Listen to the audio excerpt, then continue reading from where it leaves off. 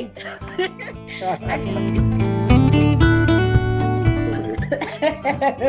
Absolutely. You know what's funny? We're doing that just now. Follow me.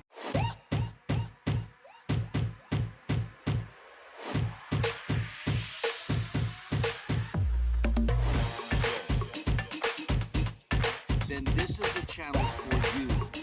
You go. It's pretty cool, huh?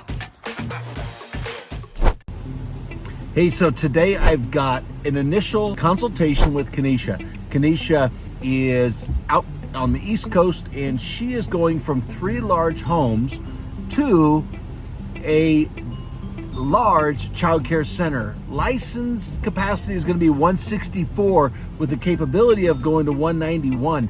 She's got 14,000 square feet. So we're going to talk about getting the center management tool dialed in for her center so that she can begin building classrooms and placing her current kiddos from her 3 large homes, as well as kiddos off her waiting list. She already has over 60 kids on the waiting list, and now she can begin pre-selling seats in the new program, which is approximately 60 days out from start. Working with licensing, all that stuff, you know the drill.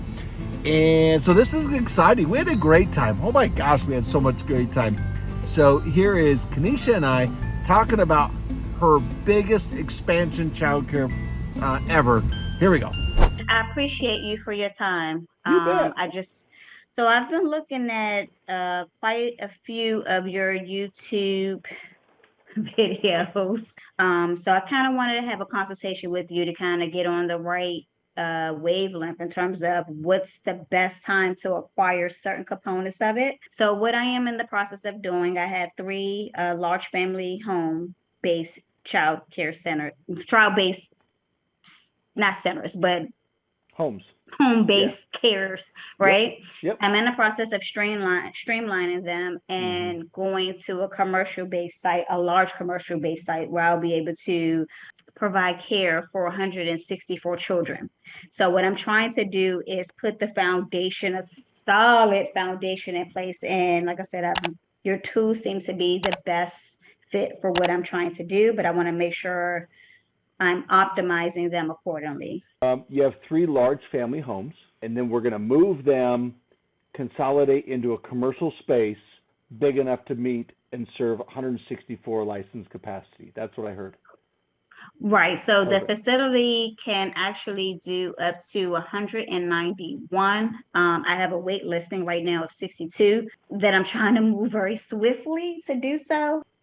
It's August 25th.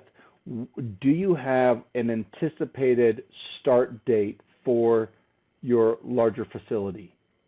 Within 60 days. Within 60 days. Okay, got it. Mm-hmm. And you know how that goes. The bank could say 60, Yep. that turns into Yep. 90. That sounds like 60 to 90 with the possible 120, right? Yeah. What are you looking for today? What kind of guidance today? Because you've got 3 homes that you're keeping track of, and then we're going to merge that into this other program. Yeah, give me a little bit of, shoot me a few questions, or, Okay. and once you do, then I'll just kind of take over maybe and start throwing some ideas at you. Absolutely. So what I want to do is I want to make sure that I have a solid foundation. What I mean by management tool, because I'm going to a larger capacity. So the tool that I utilize right now is Bright Wheels. I initially started with Tadpoles, but I like the more features that's available in Bright Wheels. So that's one. But one, I want to be able to get a good hold of my wait list. Yep. Those leads, basically like a CM2, a CRM2.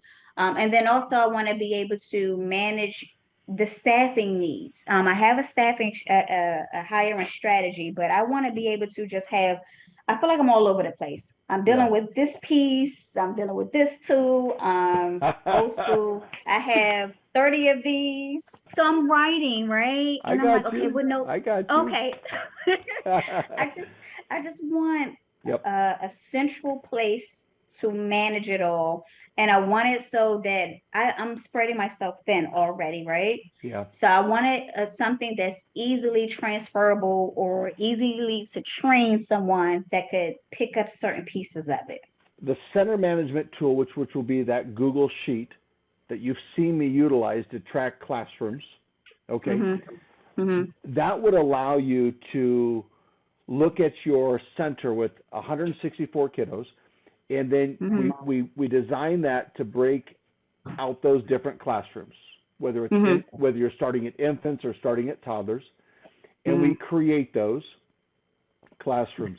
Now you're going to continue to use Brightwheel. Like Brightwheel is going to be your child care software. You're going to do your billing, maybe your communication, the teachers can communicate through there, scheduling, all of that.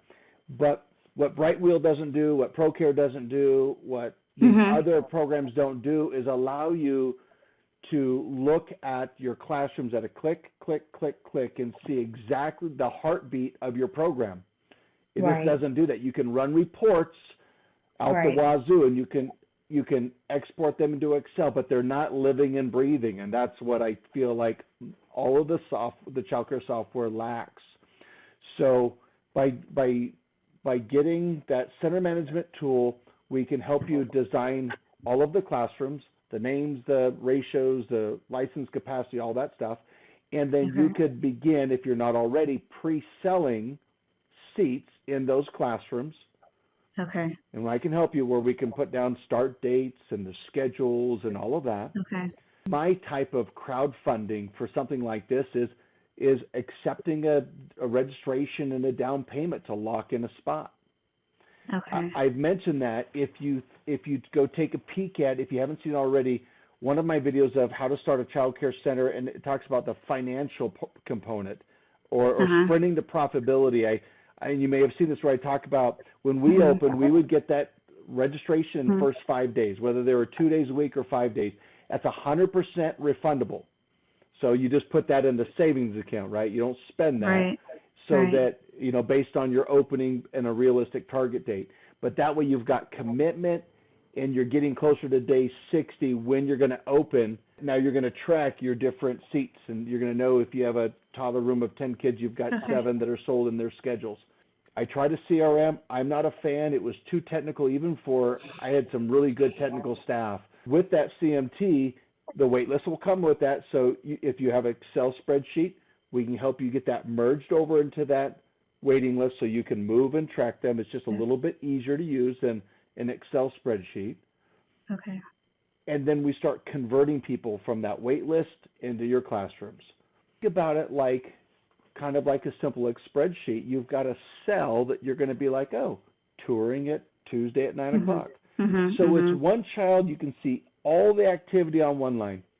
As far as where they're at and what have you. So it doesn't get lost in the back database. You don't have to run a report to look at all your tools and all that kind of stuff. Yep. Okay. The other thing that I would use is there was a great tool that one of my directors gave me like 15 years ago, and it is called What's Happening This Week. And we converted that into a Google Sheet, and that all of this is in the treasure chest. Here is our CCBC, our Child Care Biz Consulting, What's Happening This Week. And this is real time next week, and for Labor Day. So we might just say Labor Day, we're closed, so you can throw that on there. So that being the case, let's scroll down to the next day. So Tuesday next week, let's say you have a drop-in, and Jose is dropping into our early preschool classroom, and I've confirmed it, and I've billed it out. Boom, done. And also we have a tour scheduled at, let's say, 9:30 with Jackie, and they're going to tour our preschool classroom. And mom's name, parents' name is so Tom and Phyllis. We'll pretend that's their spelling. And I always like to write down phone numbers right here. Okay, so they're doing a tour on 9:30, and then maybe have another tour at let's say 3:30, and then maybe you get a phone call that says, hey, you know what, Eddie is going to be out. Eddie goes in, he's a school ager, and he's just on vacation because they're going to take an extra week. And so you can make a note that Eddie's going to be out of school on that Tuesday. And then let's say finally, today is a day that let's say Tanya, T-A-N-Y-A, Tanya from pre-K, so our licensing or preschool, let's say we sent her home sick. We could say fever of 101. I didn't mean for this to be a training, but I wanted to show you how cool this is. And so this could be a sent home. So you can just type that in there. And by clicking this this box over here on health, it turns everything red. And so we're required to track any child that is sick in or outside of our program that affects our program. So boom. So anyway, I had to throw that in there for you guys watching this. This is the what's happening this week in a great way. And we can throw this out. We already have this built out through the rest of 2022 right here for you. So this is a tool. It's in the treasure chest. All right, I had to share it with you. Let's continue on with the video. If you're starting a new center, you get all of that. Oh, okay. Everything's in there. So you don't have to do it a la carte. What's happening this week, kind of like a calendar, and you can do it on your calendar. You could do that on your Google Calendar if it's just you. Having an idea of what your center looks like, we can design the classrooms, we can name them, we can do all that, and you can start through Brightwheel, accepting new children. Do they have an electronic onboarding for you? They do, but it's not user friendly. All of the forms, like the registration forms, you have to create the forms within the app. Yes. And that was just too time consuming. It is. You know what's funny? After 18 years, we're doing that just now. We're literally getting away from paper, and we're having to design the electronic enrollment in ProCare so that we can literally send our parents a link, and they can come in and they can go, oh, Johnny Walker, and here's his birthday, and here's this, and nope, no allergies and all this. We're just now doing that. So I understand, and it is time consuming. Like, I don't know anything about it. I go, David, figure it out. This is your thing. And if you don't have someone like that, okay, look for someone like that. Absolutely. And you may have a teacher that you want to hire or that you're going to hire, but you don't have kids yet. That's techie. And you got to figure out if they're techie and then put them on that. Help you bring them in as a bit of an assistant between now and when that program opens up. So again, that's all in the treasure chest. So that's all, and it's just another Google sheet, and it's some simple weeks, but you can really play with that and do some templates in there to start building out kind of what your staff's schedule might look like. What about like the training component? Are there certain reminders or just, staffing have to meet certain requirements? What I use that is available in the treasure chest is we have a staff checklist. So again, and you'll have access to this. This is all in there. And so we manually in that Google sheet, we put in their name, and it has all of the trainings that they need to take. And it's either a check marks, it's like, okay, building safety training, check. Standard precautions, check, or maybe that's a date because that's an annual training. Child abuse reporting, that's an annual training for us. FEMA, right? That's a one-time. Gotcha. So all of those things. We built formulas in there so that when someone's child abuse training is 60 days from expiring, that cell automatically turns like a reddish pink. It's the simplest version, and it's simple setup. And you can get technical with a payroll software company in the future if you like, but this allows you to go, okay, they got your fingerprints. They went to get fingerprints done on this date, put the date in there, and when the clearance letter comes back from FBI, you put the check mark and you're done. I've got trainings out there on my YouTube channel that give some pretty good generalization of how to use these tools. So the treasure chest includes the rosters and the waiting list, and you can integrate the waiting list into the roster. You can do hiring in there. If you have administrators that are working on classroom enrollment, you may not want to be sharing with them your payroll. Absolutely not. So what we can do is I can help you break that out. My staff could get into my computer and see the roster, but The payroll, I've got that hidden off to the side. Yep. Okay. And so, like the rest, our menu tool is here. All of that is included in there. So how is this backed up, or is this something that I will have to do? You have a Gmail account. I know that because that's how we invited you to this meeting. So, Yes. I have our business is also a Gmail account. So like Okay. our Discovery Kids in Fruita, Colorado is called Fruita Kids at Gmail. So Okay. that Gmail, that drive is where all of the documentation, the rosters, the staff stuff are backed up. And so basically it's going to be backed up on your Google Drive.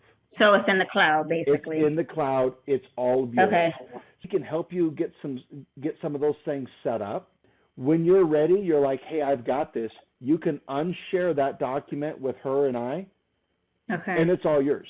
Okay, I feel comfortable now. Yeah. I'm It's in okay. your cloud, and that's really important, I think. Okay. Yeah. Okay.